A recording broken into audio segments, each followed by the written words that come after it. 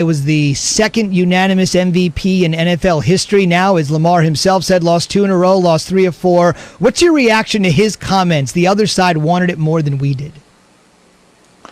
Yeah, Zubin, I was a little disappointed by that. And Lamar Jackson is going to be a great player for a long time.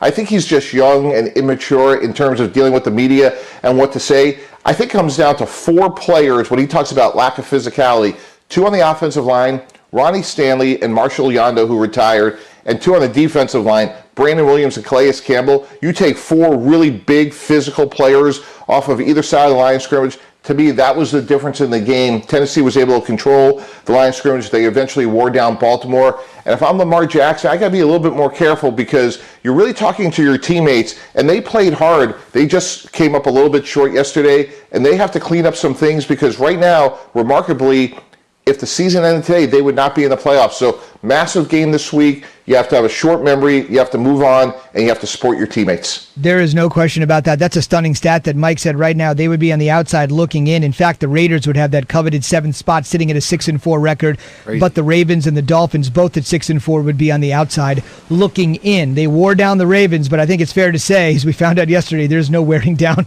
Derrick Henry. He just gets better as the game goes on. What a beast. Mike, thanks for joining us this morning. Thanks, Mike. All right, Mr. Z, good to be with you as well. All right, B.A. Baracus joining us this morning. You have to be old enough to get that one on the Shell Pennzoil Performance Sign. Okay, so here's the thing. Let's run this down with Lamar. This has been a big thing. This isn't just yesterday's comments. Remember the divisional game? This was the rematch against the Titans yesterday. In the divisional game, Lamar came out and said last year, when the Ravens were a 14-2 team, had won 12 games in a row, they were the number 1 seed. Tennessee rolls in there, and what does Lamar say after the game? Lamar says, we were just not prepared for them. We didn't actually think they were going to be that good. We took them a little lightly, which is amazing to say. Then a few weeks ago, he tells Rich Eisen on the Rich Eisen show, I'm going to the line and other guys know our plays. And then they lose to the Pats on Sunday Night Football, and he goes, man, we're ticked off. We just lost to the Pats. And then yesterday... And he blamed the weather. And he blamed the weather, a tough one, right? And then yesterday, you just heard it, they wanted it more than us. Key, this guy's up for a huge extension, much like other guys are. He is the unanimous MVP less than a year ago. He's a great quarterback. But what do you make of all of these? I mean, you said it last week, so I'm going to use the word excuses that he's making. Well, I think when you look at it, much like Mike Tannenbaum just said, you're young and you really don't know how to handle certain situations with the media.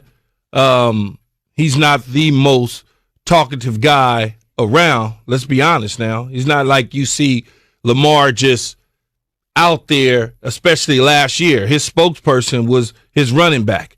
I mean, so when you look at it, it's a hard thing for me to assess him at the quarterback spot and say, well, okay, these other quarterbacks that are getting these big, huge extensions at the quarterback spot. Not what he's saying. I don't care about what he says. The excuse part of it. I'm talking about his playing ability. Mm-hmm.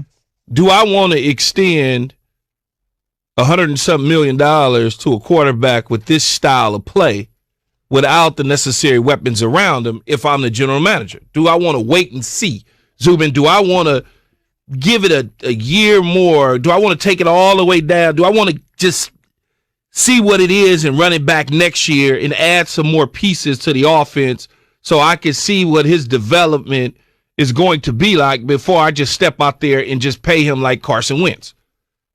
Is he worth that type of dollar figure? I understand he won an MVP a year ago. I get all of that.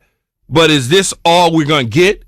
Is we're going to get second round playoff, struggling to find out if we can even get to the playoffs? 0 playoff wins? I don't care about that because he's young. Okay. There's a lot of quarterbacks are young and they play in a couple years. I understand it's a sexy topic to say, well, he hasn't won any games in the playoffs. Dude's only been in the league 3 years.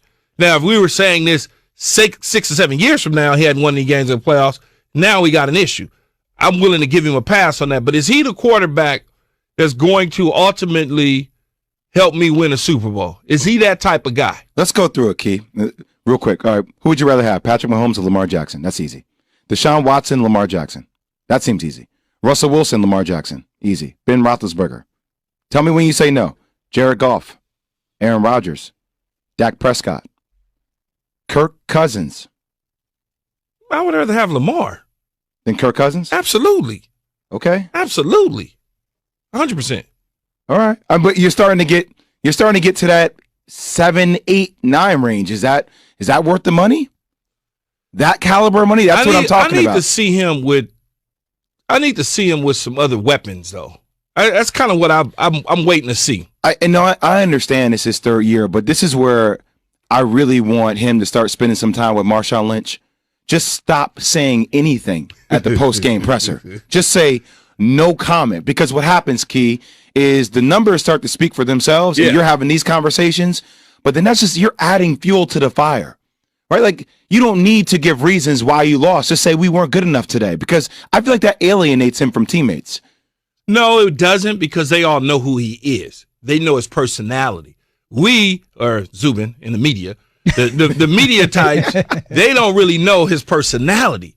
So the first thing, as soon as he says something, it sounds worse than what it really is. Because as a teammate, I already know who LJ is. I'm but wouldn't I get who he is. So wouldn't that become annoying to some degree? No, not really. If it keeps happening. Well, because you know him, though. I know, Jay, but you around him every day. You know him. You made marginal quarterbacks look way better than what they are, right? I did my job. Well, yeah. You're Keyshawn Johnson. I get it.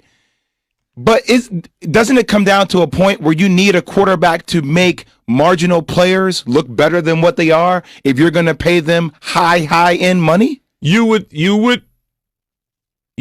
want your quarterback to be able to throw the ball to whoever's out there, and for them people, whoever's out there, to be able to catch it. The problem that I have is they don't really. I mean, Hollywood Brown is a second, third receiver. He's not a one. He shouldn't be the Lone Ranger on the team. Willie Snead is a 3-4. He shouldn't be your 2. Lamar's favorite targets are the tight ends. I don't want my quarterback favorite target to be the tight end. I need him to get the football to the receivers. I just feel like whenever I watch Lamar play, he is the Russell Westbrook of the NFL. Like, he's a guy that's going to get you a lot of stats, crazy athletic, going to do things. But at the end of the day, like, Russell Westbrook needs to make shots in order to help you win a championship.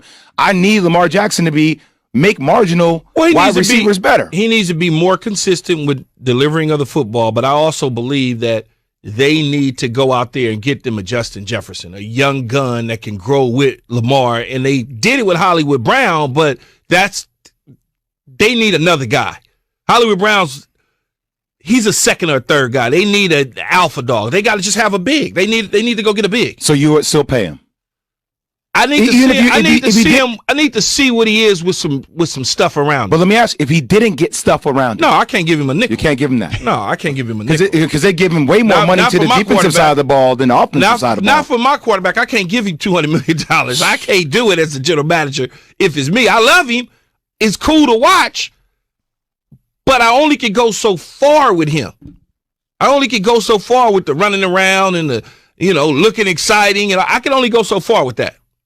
Amazing. Think about it. Unanimous MVP. Only Tom Brady has done it. And the fact that certain guys like Jared Goff and Carson Wentz, who we'll talk about in a minute, easily get $100 million deals.